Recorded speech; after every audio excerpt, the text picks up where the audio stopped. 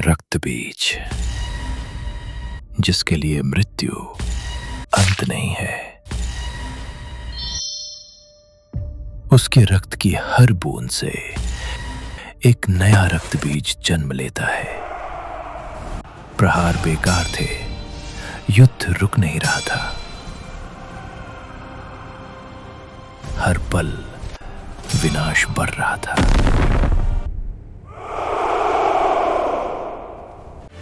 देवता भी असफल हो गए। जब नियम टूट जाए तब शक्ति रूप बदलती है। तब प्रकट होती है महाकाली। लेकिन इस प्रलय की शुरुआत बहुत पहले हो चुकी थी। ओम मंगलम भगवान विष्णु। अपने समय के महान ऋषि कश्यप का विवाह दिति से हुआ था, जो राक्षस कुल से थीं। इन दोनों के 6 शक्तिशाली राक्षस वंशज हुए। नमुचि, शुंभ, निशुंभ, हयग्रीव, रंभ और करंभ। लेकिन इन सब में 2 भाई रंभ और करंभ बहुत दुखी रहते थे, क्योंकि उनकी कोई संतान नहीं थी। उन्हें डर था कि उनका वंश यहीं समाप्त हो जाएगा। अपने कुल को बचाने के लिए दोनों भाइयों ने घोर तपस्या आरंभ की। करंभ ने वरुण देव को प्रसन्न करने के लिए जल में समाधि ले ली और रंभ ने अग्निदेव की कठोर उपासना शुरू की। उनकी तपस्या इतनी प्रचंड थी कि देवराज इंद्र का सिंहासन डोलने लगा। इंद्र के मन में भय उत्पन्न हुआ। उन्हें लगा कि ये राक्षस एक दिन स्वर्ग का सिंहासन छीन लेंगे। इंद्र ने पृथ्वी की ओर दृष्टि डाली। उन्होंने देखा करंभ जल में गहन समाधि में लीन था। उसकी तपस्या अपने चरम पर पहुंच चुकी थी। डर ने इंद्र को विवश कर दिया। देवराज ने एक छल रचा।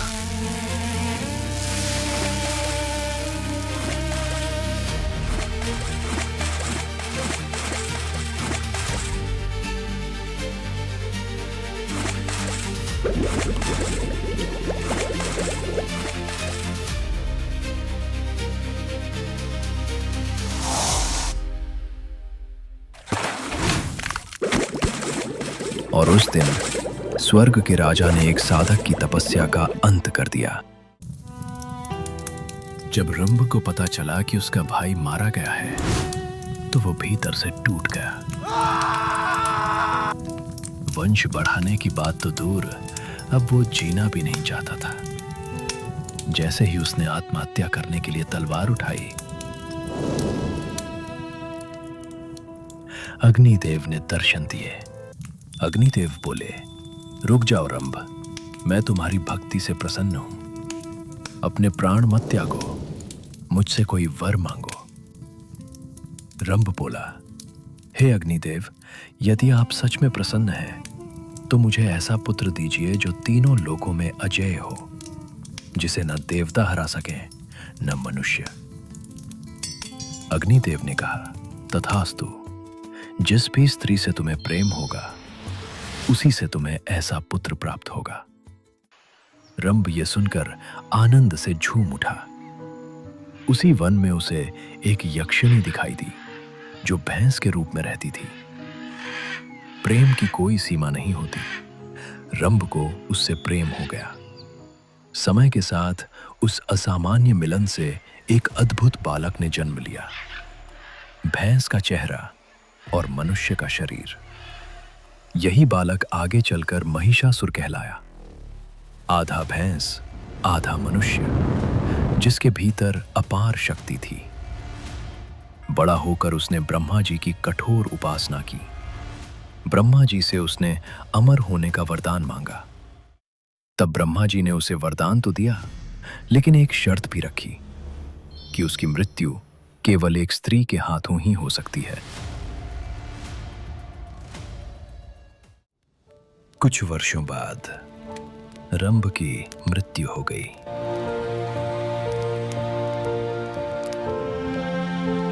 महिषी के लिए अपने पति के बिना जीवन का कोई अर्थ नहीं रह गया था।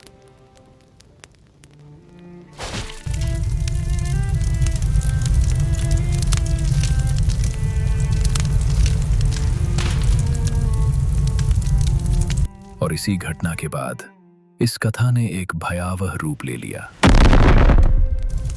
जब रंभ की चिता जली तो उस अग्नि में कुछ ऐसा हुआ जिसे कोई समझ नहीं पाया। रंभ का क्रोध, उसकी अधूरी इच्छाएं और अग्नि की प्रचंड ऊर्जा एक नई शक्ति में बदल चुकी थी। उस अग्नि से जन्म हुआ एक ऐसे राक्षस का जिसका नाम था रक्त बीज, और उसके भीतर थी विनाश की एक ऐसी शक्ति जिसे रोक पाना लगभग असंभव था। सच्ची शक्ति पाने के लिए रक्त बीज हिमालय की ऊंची चोटियों पर घोर तपस्या करने लगा। अपनी साधना को सिद्ध करने के लिए वह अपने ही शरीर का मांस काट काट कर अग्नि में अर्पित कर रहा था।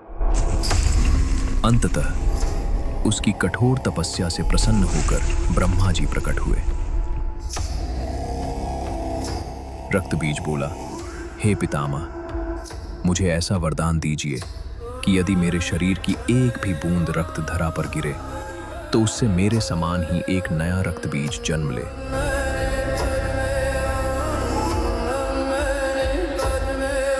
ब्रह्मा जी ने कहा, तथास्तु। और उसी क्षण रक्त बीज लगभग अजेय बन गया। अब उसे मारना असंभव था।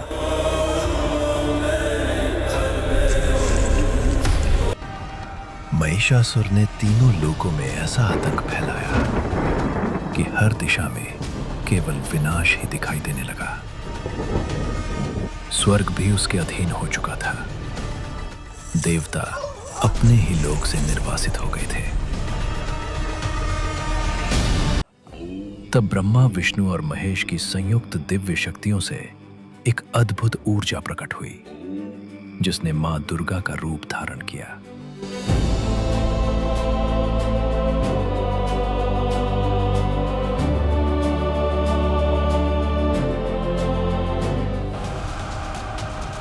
और फिर आरंभ हुआ एक ऐसा युद्ध जिसने तीनों लोकों को हिला दिया। अंततः मां दुर्गा ने अपने त्रिशूल से महिषासुर का वध कर दिया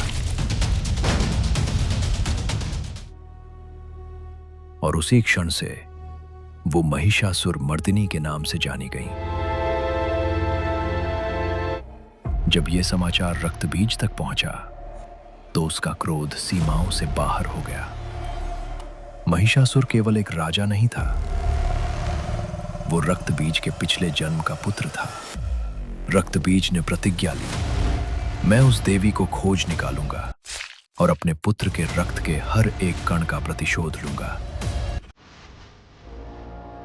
अपने विशाल सेना के साथ वो विनाश करता हुआ आगे बढ़ने लगा। जहां जहां से वो गुजरा वहां केवल मृत्यु और भय रह गया।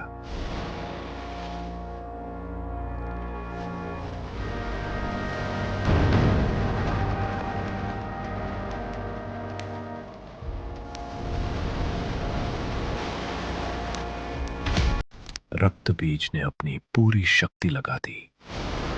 धरती, आकाश और पाताल तक छान मारा, लेकिन लाख प्रयासों के बाद भी वो देवी तक पहुंच नहीं पाया। कहाँ छिपी है वो नारी? सामने आओ! उसी समय शुंभ और निशुंभ ने स्वर्ग पर अधिकार कर लिया था।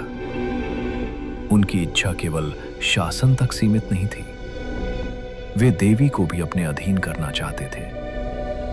जब रक्तबीज को यह ज्ञात हुआ तब उसने शुंभ और निशुंभ के साथ मिलकर देवी को प्रकट होने के लिए विवश करने का निश्चय किया। साझा लक्ष्य ने उन्हें एक कर दिया और रक्तबीज उनका सबसे शक्तिशाली सेनापति और सबसे भयानक अस्त्र बन गया। देवता अपने ही स्वर्ग से निर्वासित हो चुके थे। अब वे शक्ति नहीं, केवल अस्तित्व बचाने के लिए आम मनुष्य के भेष में जंगलों में भटक रहे थे। शुंभ और निशुंभ को ब्रह्मा की कठोर तपस्या से ऐसा वरदान प्राप्त हुआ था कि उन्हें कोई भी देवता या मनुष्य मार नहीं सकता था। उस वरदान के बाद तीनों लोकों का संतुलन टूट गया। इंद्र, अग्नि, वरुण सब अपने अधिकार खो चुके थे और अब व्यवस्था नहीं, केवल भय राज कर रहा था। शुंभ और निशुंभ ने एक ऐसी सेना तैयार की जिसका सामना करना असंभव था। चंड, मुंड, धूम्रलोचन और सबसे भयानक रक्तबीज। हिमालय की ऊंचाइयों पर देवता माता पार्वती की स्तुति कर रहे थे। उनकी पुकार में भक्ति भी थी और भय भी। तभी मां ने दर्शन दिए और उनके शरीर से एक दिव्य तेज प्रकट हुआ। उस तेज से देवी कौशिकी प्रकट हुई और पार्वती का वर्ण गहरा होता गया, जिसके कारण वो मां काली के नाम से जानी गई। कौशिकी अपने दिव्य और मोहक स्वरूप में हिमालय पर विराजमान हो गई और शक्ति का एक नया अध्याय शुरू हुआ। शुंभ के दो भयानक गुप्तचर चंड और मुंड हिमालय की ऊंचाइयों में छिपे देवताओं की तलाश कर रहे थे। तभी उनकी नजर एक दिव्य स्वरूप पर ठहर गई। वो थी देवी कौशिकी। वे तुरंत शुंभ के पास पहुंचे।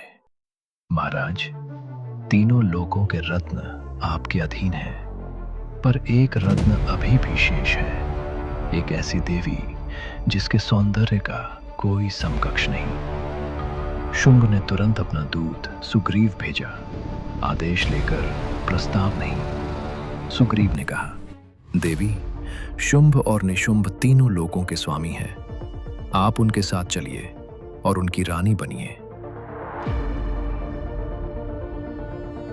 मेरा एक प्रण है, जो मुझे युद्ध में पराजित करेगा और मेरे अभिमान को तोड़ेगा, मैं उसी को स्वीकार करूंगी। ये सुनते ही शुंभ का क्रोध और अहंकार दोनों भड़क उठे। उसने तुरंत धूम्रलोचन को आदेश दिया, उसे पकड़कर मेरे सामने लाओ। धूम्रलोचन अपनी विशाल सेना के साथ देवी की ओर बढ़ा।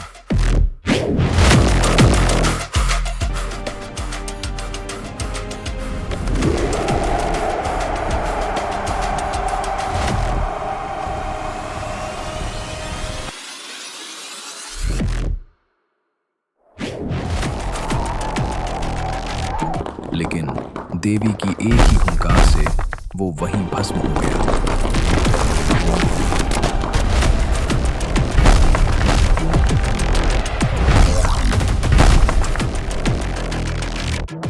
अब युद्ध और भी भयानक होने वाला था। चंड और मुंड स्वयं आगे बढ़े। चंड और मुंड अपनी विशाल सेना के साथ देवी कौशिकी को चारों ओर से घेर लेते हैं। हवा अचानक धीमी पड़ गई, जैसे प्रकृति स्वयं सांस रोककर युद्ध के प्रारंभ होने की प्रतीक्षा कर रही हो। मां कौशिकी को पकड़ने के लिए राक्षस आगे बढ़ते हैं।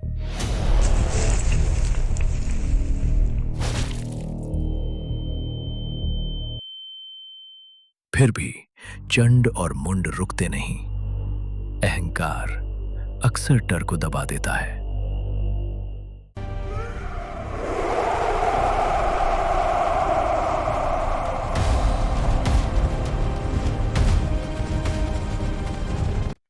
देवी कौशिकी स्थिर खड़ी रहती हैं, फिर धीरे से उनकी भ्रुकुटी तिरछी हो जाती है। अचानक उनके माथे से एक गहरी काली शक्ति प्रकट होने लगती है। वो शक्ति रूप लेती है मां काली का।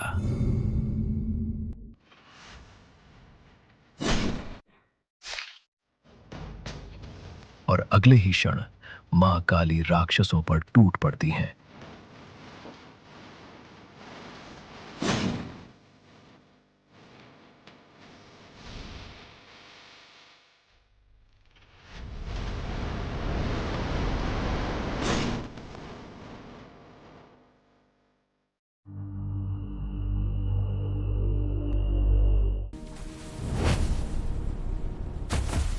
ये तो बस प्रारंभ है। क्योंकि तुमने चंड और मुंड का वध किया है, आज से तुम चामुंडा कहलाओगी। अंदर मुंड दोनों मारे गए।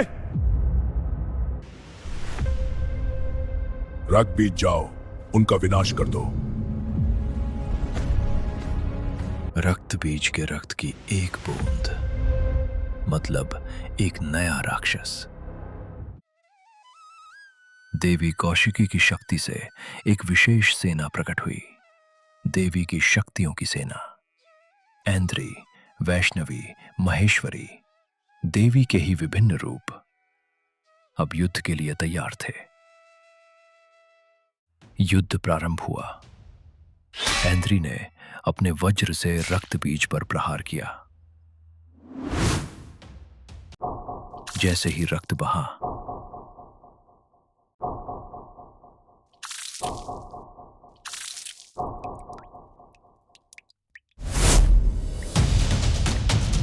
एक से अनेक और अनेक से अनगिनत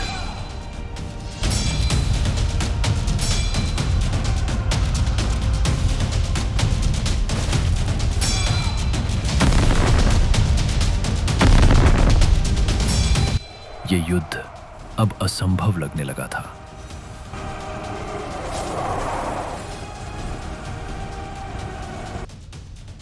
हे चामुंडा, देवी सेना और मैं शस्त्र चलाऊंगी। तुम इसका रक्त जमीन पर गिरने मत देना।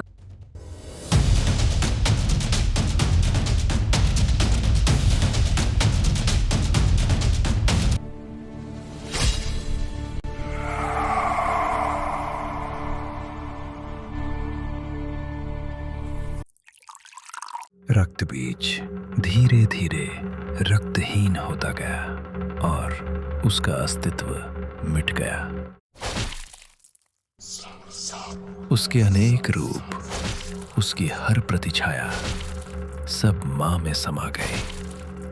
पर उस शक्ति के साथ अंधकार भी उमड़ आया, इतना प्रबल कि मां का क्रोध शांत न हो सका।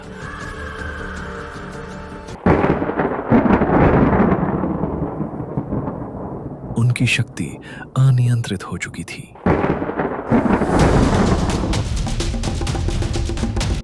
मां काली भयानक तांडव करने लगती हैं।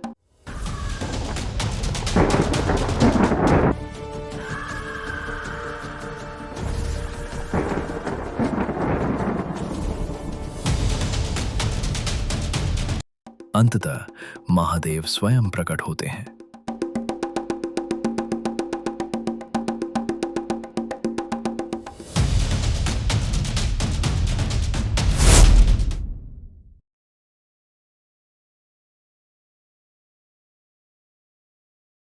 उनका प्रचंड क्रोध धीरे धीरे शांत होने लगता है।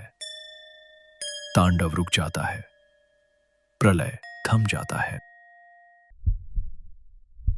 रक्तबीज की मृत्यु देखकर शुंभ और निशुंभ के चेहरे पर पहली बार भय साफ दिखता है। उनका सबसे बड़ा हथियार समाप्त हो चुका था। तब निशुंभ स्वयं युद्ध भूमि पर उतरता है।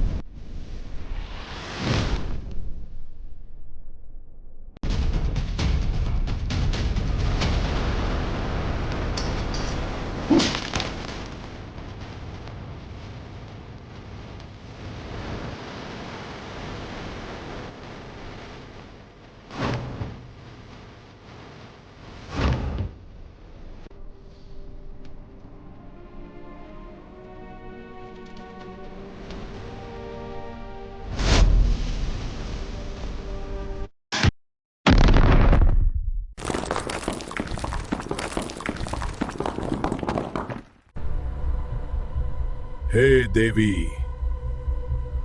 तुम अनेक शक्तियों का सहारा लेकर लड़ रही हो। यदि साहस है तो अकेली मुझसे युद्ध करो।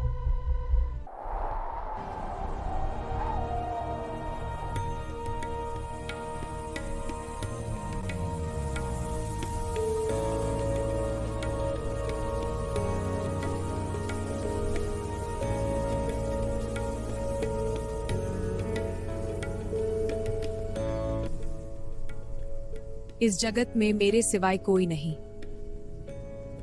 ये सब मेरी ही शक्तियां थीं, जो अब मुझ में समा गई है। अब देख, मैं अकेली हूं। आ, युद्ध कर।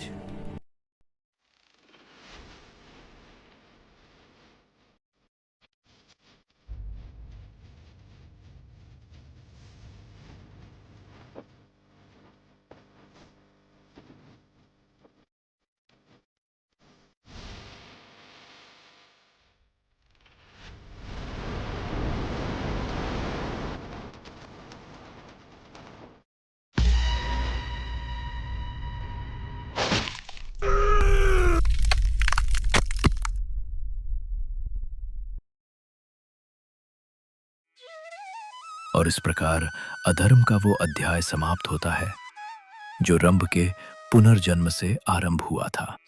जब अधर्म गिरता है तब धर्म उठता है। मां ने अंधकार का संहार किया और संसार को फिर से प्रकाश दिया। मां कालिका की कृपा हम सब पर सदा बनी रहे।